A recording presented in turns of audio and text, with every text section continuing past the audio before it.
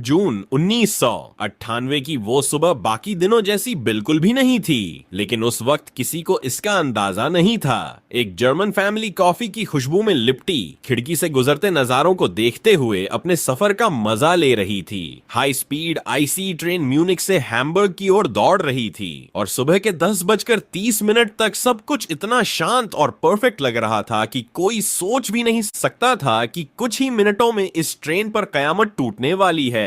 ठीक 12 मिनट बाद अचानक वो सुकून भरी मुस्कुराहटें दहशत में बदल गईं, जब एक भयंकर झटका महसूस हुआ और उनके पैरों के नीचे से स्टील का एक खतरनाक टुकड़ा गड़गड़ाता हुआ फर्श को फाड़कर ऊपर उठा। वो टुकड़ा सीधा उनकी सीटों के बीच से निकला। ऐसा लगा जैसे मौत खुद स्टील का रूप लेकर उन पर झपटी हो। यह तो बस शुरुआत थी। जर्मन हाई स्पीड रेलवे के इतिहास में दर्ज होने वाली सबसे खतरनाक त्रासदी का पहला संकेत। 1950 के दशक में जब जापान ने पूरी दुनिया को अपनी पहली high speed bullet train Shinkansen दिखाई तो हर मुल्क हैरान रह गया। शहर जैसे एक दूसरे से सिकुड़ गए हों। सफर जो पहले घंटों में तय होता था अब मिनटों में पूरा होने लगा। इस टेक्नोलॉजी ने दुनिया को बदल दिया। जापान के बाद फ्रांस और इटली भी इस रेस में कूद पड़े और अंत में जर्मनी भी पीछे कैसे रहता। जर्मनी ने इंटरसिटी एक्सप्रेस ICE नाम की अपनी हाई स्पीड ट्रेन पेश की।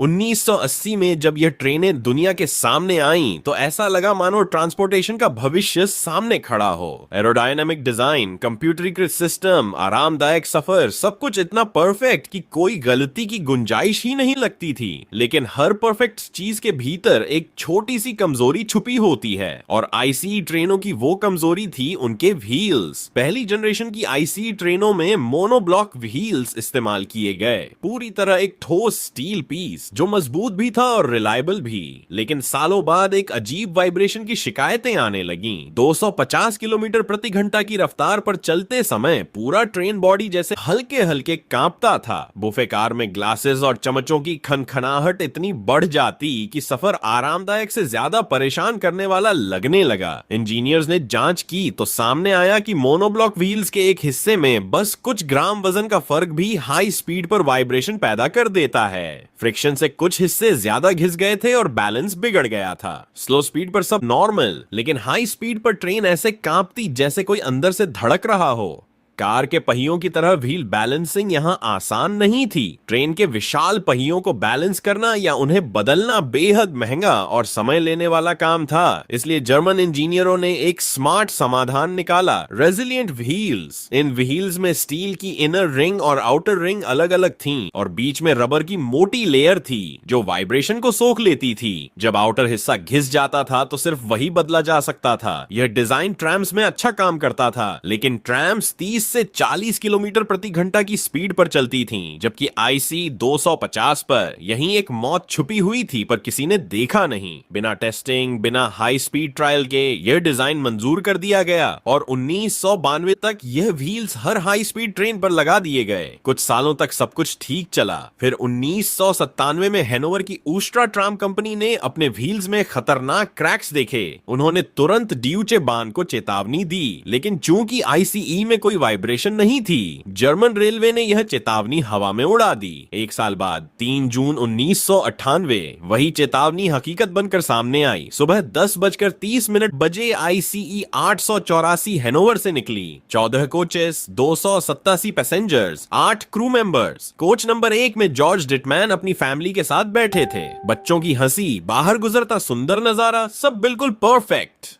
फिर अचानक एक झटका, फिर दूसरा, और अगले ही पल स्टील का एक घातक टुकड़ा सीटों के बीच से फर्श चीरता हुआ ऊपर उठ गया। जॉर्ज की बीवी के चेहरे पर खून उतर गया। बच्चे रोने लगे। अगर वह टुकड़ा 10 सेंटीमीटर भी इधर उधर गिरता तो किसी की जान वहीं चली जाती। जॉर्ज ने फटाफट अपने परिवार को दूसरे कोच में भेजा और खुद कंडक्टर को ढूंढने दौड़ पड़े। कंपनी की पॉलिसी थी, जब तक कंडक्टर खुद मसला न देख ले ट्रेन रोकी नहीं जा सकती। और इसी बीच ट्रेन 200 किलोमीटर प्रति घंटा से दौड़ती रही उस मौत की तरफ जो सिर्फ 3 किलोमीटर आगे उसका इंतजार कर रही थी। जैसे ही वे पहली कोच के पास पहुंचे, ट्रेन ट्रैक के उस पॉइंट पर पहुंच चुकी थी जहां लाइन 2 हिस्सों में बढ़ती है। टूटे हुए व्हील का भारी टुकड़ा ट्रेन के नीचे घिसटता हुआ पहले स्विच पॉइंट से टकराया और उसी पल स्विच बदल गया। अब ट्रेन का आगे का हिस्सा एक ट्रैक पर था और तीसरा कोच अलग ट्रैक पर। एक ही समय में 2 दिशाओं में जा रही थी ट्रेन की बॉडी। इसी तनाव में कोच नंबर 3 दाहिने ओर मुड़कर सीधे कंक्रीट के ब्रिज पिलर से जा टकराया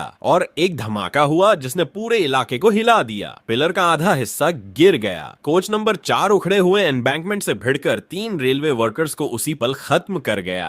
कोच 5 और 6 300 टन कंक्रीट के नीचे ऐसे पिस गईं कि उनकी ऊंचाई सिर्फ 6 इंच बची। बाकी कोचेज 7, 8, 9 और 10 एक दूसरे को कुचलते हुए पिचक गईं। सिर्फ पहले 2 कोच जहां जॉर्ज और उसकी फैमिली थी सही सलामत बची। गांव एशेडे के लोगों ने धमाका सुना, भागते हुए वहां पहुंचे और सामने जो मंजर देखा वह किसी इंसानी दिमाग की कल्पना से परे था। मरोड़ी हुई बोगियां, धुआं, चीखें, खून, आग, टूटे हुए लोहे के पहाड़ जैसे ढेर। प्रेशर प्रूफ खिड़कियां इतनी मजबूत थीं कि फंसे हुए लोग अंदर तड़पते रहे। बचाव कर्मियों ने भारी मशीनें बुलाईं, लेकिन मलबा इतना दबा हुआ था कि पहले व्यक्ति तक पहुंचने में 2 घंटे लगे। 1000 से ज्यादा rescue workers, ambulance, military, doctor सब पहुंच गए। पास के मेडिकल कॉन्फ्रेंस से 40 डॉक्टर भी दौड़े आए, लेकिन तब तक बहुत देर हो चुकी थी। इस हादसे में 101 लोग मारे गए, 88 गंभीर रूप से घायल हुए और सैकड़ों की किस्मत हमेशा के लिए बदल गई। जांच में जब कोच नंबर 1 के फर्श को चीरने वाला स्टील पीस मिला तो असली कहानी सामने आई। दर्जनों चेतावनियां, 8 बार रिपोर्ट किए गए फ्लैट स्पॉट्स, 1992 और 1997 की warnings. All ignored resilient wheels रोज 5 लाख बार घूमते थे और हर रोटेशन में स्टील हल्का सा सिकुड़ता और फैलता था।